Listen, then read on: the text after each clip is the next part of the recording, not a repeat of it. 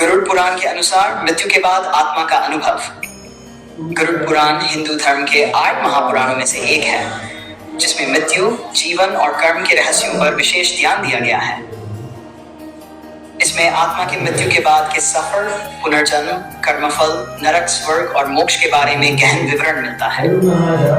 जब कोई व्यक्ति मरता है तो उसकी आत्मा के साथ क्या होता है, ये एक जटिल और रहस्यमयी प्रक्रिया है, जिसे गरुड़ पुराण में विस्तार से समझाया गया है। यहाँ हम थी शब्दों में इस विषय पर विस्तार पूर्वक चर्चा करेंगे। आत्मा और शरीर का संबंध। गरुड़ पुराण के अनुसार आत्मा अमर होती है और शरीर नश्वर। जब किसी व्यक्ति की मृत्यु होती है तो केवल उसका शरीर नष्ट होता है, आत्मा नहीं। आत्मा का स्वरूप शुद्ध, अविनाशी और शाश्वत है। यह आत्मा ही उस व्यक्ति का असली अस्तित्व है, जबकि शरीर मात्र एक साधन है जिसके माध्यम से आत्मा संसार में अपने कर्मों को अंजाम देती है। मृत्यु के बाद आत्मा शरीर को छोड़कर एक अन्य यात्रा पर निकलती है, जिसे पितृलोक की यात्रा कहा गया है। मृत्यु के तुरंत बाद की स्थिति। गरुड़ पुराण के अनुसार जब कोई व्यक्ति मरता है तब उसके कर्म उसके साथ होते हैं। जैसे ही आत्मा शरीर से मुक्त होती है, उसे अपनी सारी जीवन घटनाओं का अनुभव होता है। इसे मृत्यु के बाद की जीवन रील के रूप में समझा जा सकता है, जहां आत्मा को उसके अच्छे और बुरे कर्मों का स्मरण होता है। यह स्थिति आत्मा के लिए महत्वपूर्ण होती है, क्योंकि इसके आधार पर उसके अगले कदम तय होते हैं। मृत्यु के तुरंत बाद की स्थिति को सूक्ष्म शरीर का नाम दिया गया है। इस सूक्ष्म शरीर के नाम से आत्मा मृत्यु के बाद की यात्रा करती है। यह शरीर किसी भी भौतिक शरीर से भिन्न होता है और सिर्फ आत्मा के साथ रहता है, जिसे आत्मा को अनुभव होते हैं, लेकिन भौतिक संसार से उसका कोई सीधा संपर्क नहीं होता। यमदूतों और देवदूतों की भूमिका। गरुड़ पुराण में यमराज के दूतों की विशेष भूमिका का उल्लेख किया गया है। मृत्यु के बाद आत्मा को उसके कर्मों के आधार पर यमदूत या देवदूत ले जाते हैं। अगर व्यक्ति ने जीवन में अच्छे कर्म किए हैं तो देवदूत उसे स्वर्ग की ओर ले जाते हैं, जबकि यदि उसने बुरे कर्म किए हैं तो यमदूत उसे नरक की ओर ले जाते हैं। यमदूतों का वर्णन भयावह रूप में किया गया है।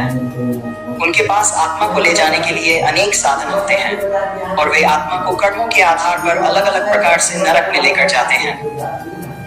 दूसरी ओर देवदूतों का रूप सुखद और शांतिपूर्ण बताया गया है, जो आत्मा को स्वर्ग ले जाते हैं, जहां उसे अनंत सुख की प्राप्ति होती है।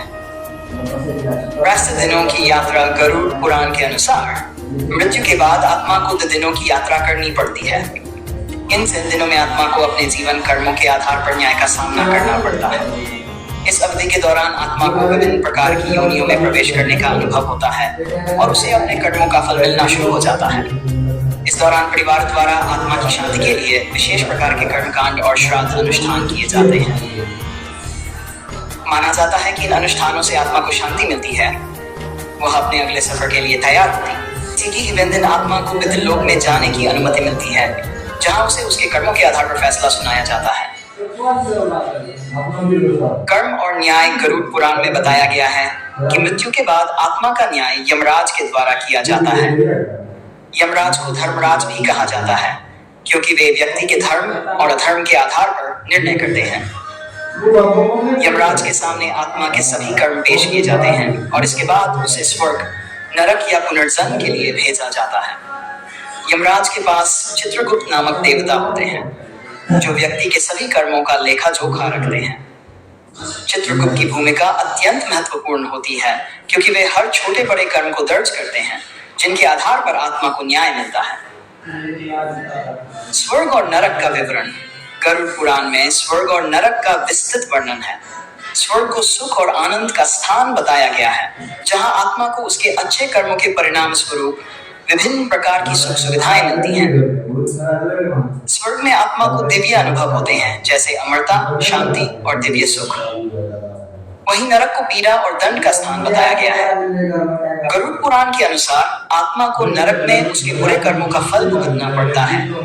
विभिन्न प्रकार के नरकों का वर्णन किया गया है, जैसे तमिस्र, अंधतमिस्र, रौरव आदि। जिनमें आत्मा को विभिन्न प्रकार की शारीरिक और मानसिक पीड़ाएं सहनी पड़ती हैं। नरक की अवधि समाप्त होने के बाद आत्मा को जन्म दिया जाता है, जिससे वह अपने कर्मों के फलस्वरूप नए जीवन का अनुभव कर सके। पुनर्जन्म का सिद्धांत गरुड़ पुराण के अनुसार आत्मा का उद्देश्य मोक्ष प्राप्त करना है, लेकिन जब तक आत्मा पूरी तरह से शुद्ध और पाप मुक्त नहीं होती, तब तक उसे पुनर्जन्म के चक्र में बंधे रहना पड़ता है। पुनर्जन्म का सिद्धांत कर्म के सिद्धांत पर आधारित है। व्यक्ति के अच्छे और बुरे कर्म तय करते हैं कि उसे किस प्रकार का नया जीवन मिलेगा। यदि व्यक्ति ने पुण्य कर्म किए हैं तो उसे उच्च योनि में जन्म मिलता है, जबकि पाप कर्म करने पर आत्मा को निम्न योनि में जन्म लेना पड़ता है। मोक्ष की प्राप्ति गरुड़ पुराण में मोक्ष को अंतिम और सर्वोच्च लक्ष्य बताया गया है। मोक्ष का अर्थ है जन्म और मृत्यु के चक्र से मुक्ति। आत्मा जब अपने सभी कर्मों से मुक्त हो जाती है और पूरी तरह से शुद्ध हो जाती है तो उसे मोक्ष प्राप्त होता है। मोक्ष प्राप्त करने के बाद आत्मा को न तो स्वर्ग की आवश्यकता होती है और न ही नरक की। यह आत्मा परमात्मा में विलीन हो जाती है और उसे कोई और जन्म नहीं लेना पड़ता। इसे आत्मा की सर्वोच्च स्थिति माना गया है, जहां उसे पूर्ण शांति और आनंद की प्राप्ति होती है। श्राद्ध और तर्पण की भूमिका गरुड़ पुराण में श्राद्ध और तर्पण कर्मकांडों का विशेष महत्व बताया गया है। जब कोई व्यक्ति मरता है तो उसके परिजन श्राद्ध और तर्पण करते हैं, जिससे आत्मा को शांति मिलती है। यह कर्मकांड पितरों की आत्मा की शांति के लिए किया जाता है और माना जाता है कि इससे आत्मा को यमलोक में बेहतर स्थिति मिलती है।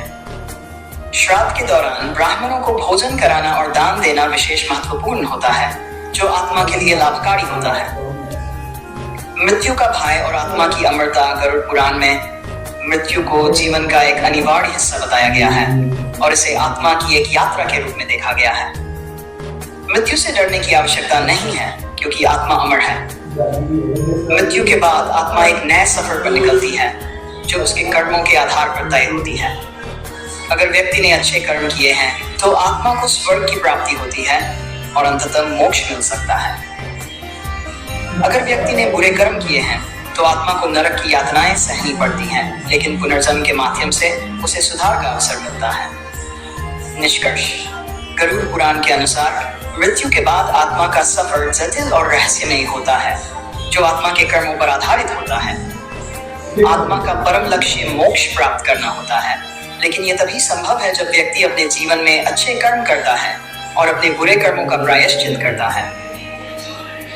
मृत्यु के बाद आत्मा की स्थिति, न्याय प्रक्रिया, स्वर्ग और नरक का अनुभव, पुनर्जन्म का सिद्धांत और मोक्ष की प्राप्ति, इन सब की विस्तृत व्याख्या गरुड़ पुराण में की गई है।